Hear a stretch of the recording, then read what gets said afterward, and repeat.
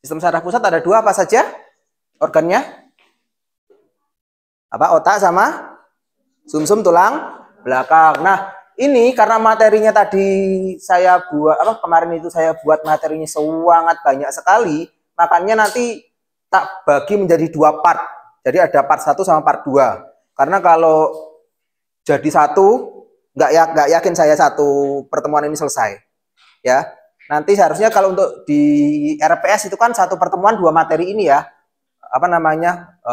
sentral saraf pusat ini. Jadi ada dua materi, tapi nanti akan saya bagi menjadi dua aja. Untuk part 2-nya nanti kalian bisa nonton di YouTube saya. Ya, seperti itu. Dan nanti untuk kelas yang satunya saya bagikan yang part 2, yang part satunya nanti juga bisa nonton di YouTube saya. Jadi kalau misalkan dipaksa, ini nanti ya saya yang kelenger sendiri. Dan kalian juga bakal kelenger karena tadi waktu kemarin bikin slide-nya, kalau semuanya dikasihkan, slide-nya ada sekitar 100 slide. Ya, makanya jadinya tak potong dari dua aja. Ya, tak potong dari dua supaya apa? Supaya kalian juga tidak terlalu tidak terlalu pusing belajarnya dan bisa belajar di platform sosial media kan seperti itu. Karena sekarang kan belajar kan sebenarnya di platform sosial media ya. Kalau diajarin di gini kadang nggak denger. Tapi kalau nonton di YouTube di apa mungkin akan bisa lebih nyantol. Oke? Nah, ini untuk literatur yang saya pakai. Nanti akan saya masukkan ke dalam Teams. Kemarin sudah ada Teams-nya ya. Nah, nanti tak masukin. Kalau mau beli yang bahasa Indonesia ini udah ada. 1, 2, ini ada yang bahasa Indonesia. Kalau mau beli, silahkan cari di toko merah, toko hijau. Silahkan cari, ada yang bahasa Indonesia. Tapi kalau mau yang bahasa Inggris, nanti tak masukkan ke situ. Ya, seperti itu. Nah, kemudian saya akan ngisi materi untuk 4 minggu ke depan. Jadi materinya untuk 4 minggu ke depan itu ada ini. Jadi nanti kalian akan belajar mengenai farmakologi obat-obatan yang bekerja pada sistem saraf pusat. Ya, kemudian ada obat-obat yang digunakan untuk penyakit epilepsi sama penyakit Parkinson. Ada yang tahu epilepsi? Apa? Kejang atau ayan. Kemudian ada lagi obat-obatan yang digunakan untuk diabetes. Ya, obat-obat yang bekerja untuk diabetes itu ada macamnya, ada banyak sekali. Ya. Kemudian ada juga obat-obatan yang digunakan untuk gangguan-gangguan gastrointestinal. Jadi obat-obatan yang bekerja pada saluran pencernaan. Obat diare, obat konstipasi, obat MAH, dan lain sebagainya. Nanti akan kita pelajari bersama-sama. Ya, seperti itu. Nah, kemudian kita masuk ke introduction. Yang pertama adalah, ini materinya bener nggak?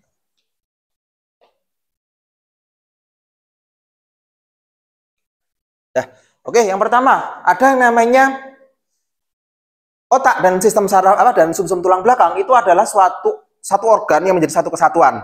Oke, tetapi manifestasinya dia bisa dua hal yang berbeda, bisa berpisah menjadi dua hal yang berbeda. Apa? Yang pertama dia manifestasinya bisa berupa penyakit-penyakit atau gangguan-gangguan neurologik. Gangguan neurologik organnya sama otak yang terganggu, tapi manifestasinya bisa ke arah neurologik. Yang kedua, manifestasinya bisa ke arah psikiatrik. Psikiatrik itu masalah kejiwaan. Oke, jadi contoh-contoh penyakit-penyakit yang berkaitan dengan neurologi diantaranya adalah stroke. Tahu kan stroke? Yang kayak play gini loh, kalau jalan gini. Nah, itu stroke. Kemudian epilepsi. Epilepsi tahu? Kejang yang tiba-tiba gitu. Itu epilepsi. Kemudian ada namanya Parkinson. Tahu Parkinson? Parkinson itu sama seperti Muhammad Ali gini. Dia orangnya tremor. Kalau jalan dia nggak bisa. Jalan cuma pelan-pelan gini. Nah, itu disebut sebagai Parkinson. Nah, itu mengarahnya ke arah apa? Neurologik. Ke arah neurologik. Dokter yang menangani, dokter spesialis saraf.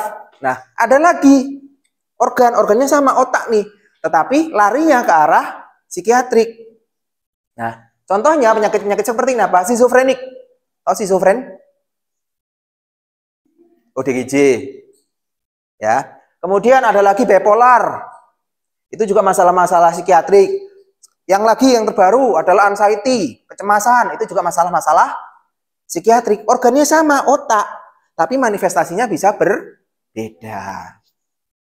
Nah, kemudian kalau ngomongin soal otak, ada yang seperti ini. Nah, sistem saraf itu terbagi menjadi dua, yaitu sistem saraf pusat sama sistem saraf perifer.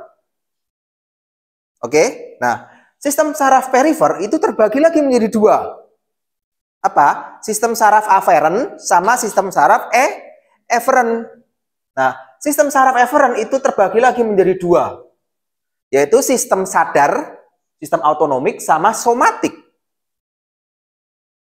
Yang otonomik itu yang nggak bisa kita kendalikan. Contoh, bisakah kamu mengendalikan detak jantungmu? Ya, nah itu disebut sebagai sistem saraf autonomik. Kemudian ada lagi sistem saraf somatik. Kalau sistem saraf somatik itu adalah sistem saraf yang bisa kita kendalikan. Contohnya apa? Otot. Ya kan? Misalkan saya mau menulis, saya ngambil spidol, saya menulis. Itu adalah sistem sarafnya somatik. Oke. Nah, kemudian apa sih yang mengatur kalau sistem saraf somatik itu kan yang mengatur adalah keinginan kita.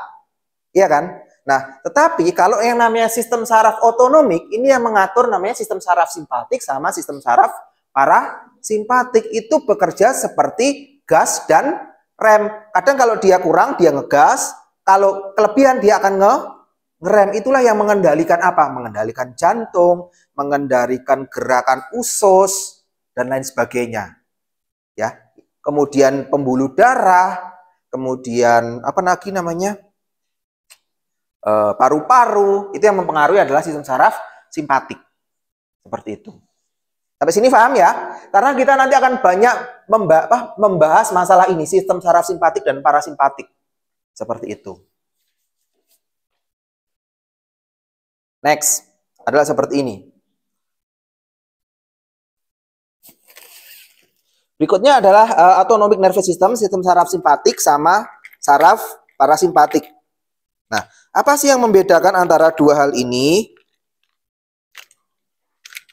Nah, yang membedakan adalah seperti ini. Jadi kalau namanya sistem saraf simpatik, ya sistem saraf simpatik, itu dia diperantarai oleh sistem saraf namanya sistem saraf adrenergik. Adrenergik dari kata adrenalin. Nah, kemudian kalau untuk sistem saraf parasimpatik, itu diperantarai oleh saraf namanya kolinergik. Ini tolong diperhatikan lebih dulu karena supaya apa? Supaya kalian bisa tahu obat ini kerjanya di mana, mekanisme kerjanya bagaimana. Ya. Jadi untuk parasimpatik itu kolinergik. Kalau saya menganalogikannya, sistem saraf simpatik itu seperti gas. Gas pada mobil, gas pada motor, sedangkan parasimpatik itu pada rem. Jadi sistemnya kalau namanya simpatik dan parasimpatik itu seperti sistemnya gas dan rem, atau kalau dalam bahasa Inggris itu disebut sebagai fight or bertarung atau kabur. Ya, itu yang memperantarai. Jadi kalau misalkan kita mau bertarung, apa yang kira-kira yang akan terjadi pada tubuh kita? Misalkan ada yang mau tinju nih. Kira-kira apa yang terjadi? Apa? Kalau kita responnya mau bertarung, apa yang terjadi? Apa? Detak jantung meningkat atau menurun? Meningkat. Oke, detak jantung meningkat. Kemudian apa? Saluran pencernaan? Gerakannya menjadi lebih cepat atau lebih lambat? Lebih cepat. Gula darah lebih banyak dirombak atau disimpan? Dirombak. Nah, itulah yang memperantarai sistem adrenergik. Itu adalah respon kita untuk bertarung. Tetapi ada juga kita untuk kabur. Kalau misalkan ada suatu, ada suatu respon, ada suatu suatu stimulus, kita mau kabur, maka berikutnya apa yang terjadi sama denyut jantung? Akan relatif lebih lambat. Gula lebih banyak disimpan atau lebih banyak diserap? Disimpan. Saluran pencernaan lebih lambat atau lebih cepat? Lebih lambat. Itulah yang memperantarai. Nah, kemudian, ini adalah sarafnya ya. Kemudian kalau kita bicara yang namanya reseptor, kemarin sama Bu Tanti sudah belajar dasar farmakologi mengenai key and lock, lubang kunci dan anak kunci. Sudah belum? Oke, ya. Jadi di dalam farmasi ada istilah namanya key and lock. Key and lock. Jadi ini adalah anak kunci Dan ini adalah lubang kunci. Ya sama kayak kalian punya kunci. Ya kan, kunci motor. Nah, kunci itu disebut sebagai, atau nama lainnya disebut juga kadang menyebutnya ligan.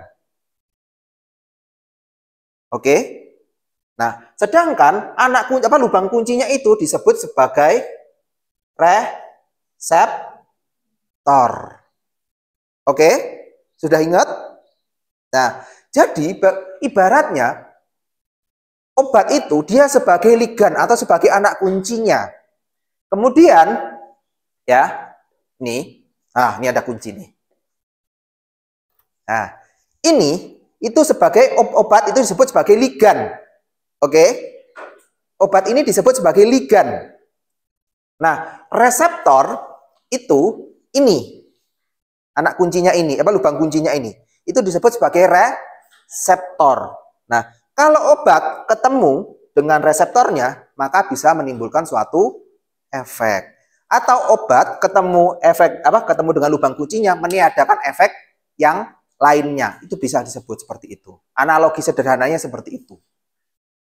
Ya. Nah, kalau reseptor adrenergik itu terbagi menjadi dua, reseptor alfa dan reseptor beta. Jadi reseptor alfa dan reseptor beta masing-masing punya dua subtipe. Ada reseptor alfa 1, ada reseptor alfa 2, ada reseptor beta 1, ada reseptor beta 2. Ini harus dipahami. Ya, farmasi kita sama-sama obat, sama dokter sama-sama obat. Tetapi kalau dokter mungkin lebih fokusnya ke arah diagnosa. Kita farmasi harus lebih menguasai ini. Obat-obatan, mekanismenya bagaimana. Nah, inilah yang membedakan kita dengan tenaga kesehatan yang lain. Kemudian, itu untuk yang adrenergik. Nah, kalau yang kolinergik itu reseptornya atau lubang kuncinya ada dua. Apa? Yang pertama adalah reseptor nikotinik sama reseptor muskarinik.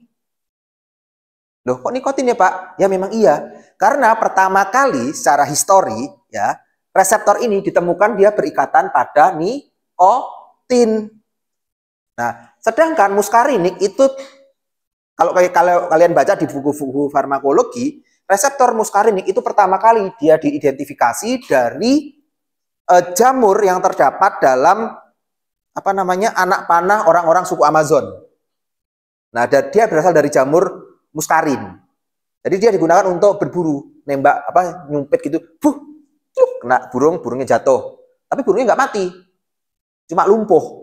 Nah, inilah yang berada pada reseptor muskarinik. Nah, sampai di sini kira-kira sudah mulai mumet? Sudah, nanti dibaca lagi ya rekamannya, nanti akan saya upload mungkin 2-3 hari lagi, saya edit dulu supaya muka saya nggak terlalu kusem. Ya diedit orek. Nah, berikutnya adalah seperti ini.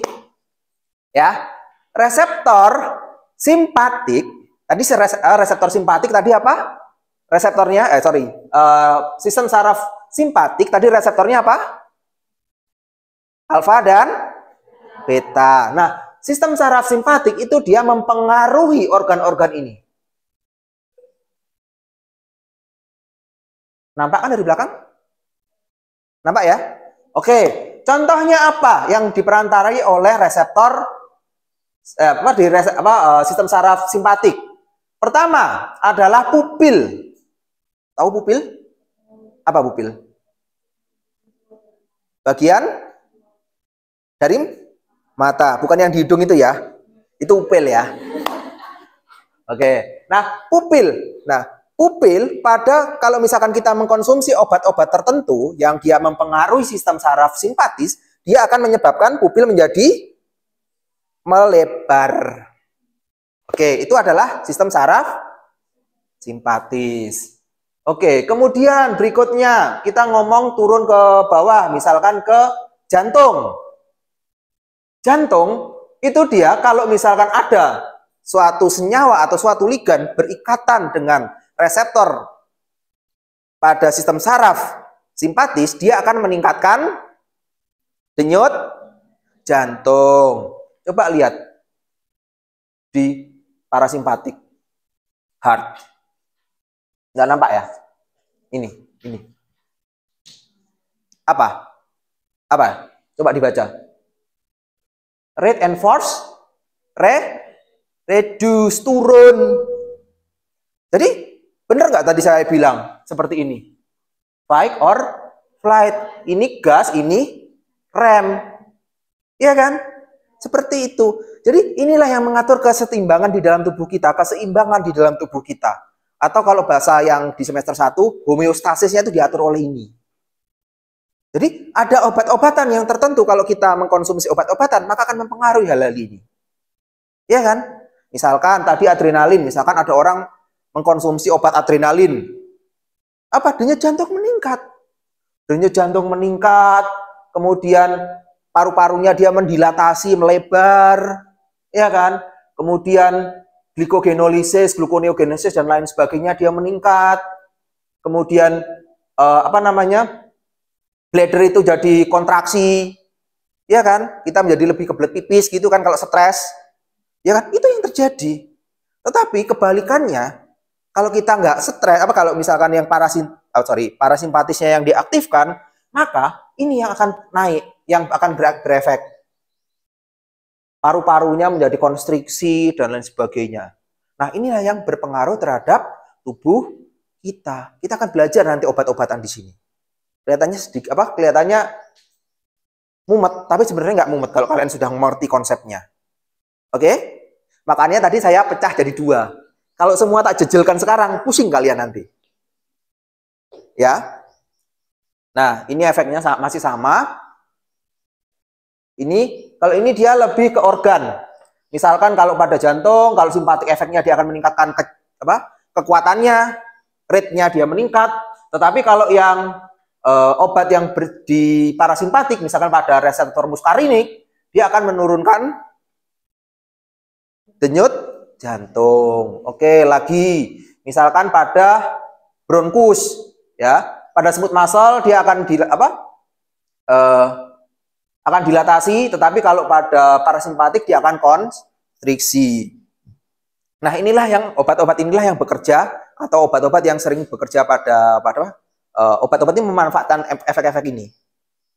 Nah, obat-obatnya apa saja, Pak? Tenang, nanti ada di belakang. Berikutnya ini. Nah, chemical signaling. Jadi, ada yang namanya chemical signaling, itu dia ada namanya endocrine signaling, direct contact, synaptic signaling. Itu ada yang namanya, kalau kalian sudah pernah belajar, tubuh itu kan berkomunikasi satu dengan lainnya dengan apa? Organ satu dengan organ lainnya dengan menggunakan senyawa kimia yang ada di dalam tubuh. Senyawa kimianya apa saja? Yang pertama ada namanya hormon. Hormon ini juga berpengaruh terhadap mekanisme kerja yang ada di dalam tubuh atau fisiologi yang ada di dalam tubuh. Ya, contohnya hormon apa? Adrenalin. Adrenalin itu akan bekerja pada reseptor adrenergik tadi. Nah, dia akan mempengaruhi reseptor alfa 1, alfa 2, beta 1, beta 2. Ya, itu contohnya. Kemudian ada lagi namanya mediator inflamasi, mediator peradangan. Itu juga merupakan chemical yang akan berpengaruh terhadap signaling yang ada di dalam tubuh. Yang terakhir adalah neurotransmitter. Neurotransmitter itu dia hanya bekerja secara direct contact. Jadi dia akan berpengaruh dari saraf ke target selnya. Misalkan dari saraf ke otot, dari saraf ke ke lambung, dari saraf ke usus, dari saraf ke mata dan seterusnya. Nah, ini adalah neurotransmitter. Ya, ini yang biasanya menjadi target dari obat-obatan, neurotransmitter. Tapi ada juga yang hormon, yang targetnya adalah hormon atau mediator, itu juga ada. Oke? Kayaknya kok sudah mulai beruwet ya.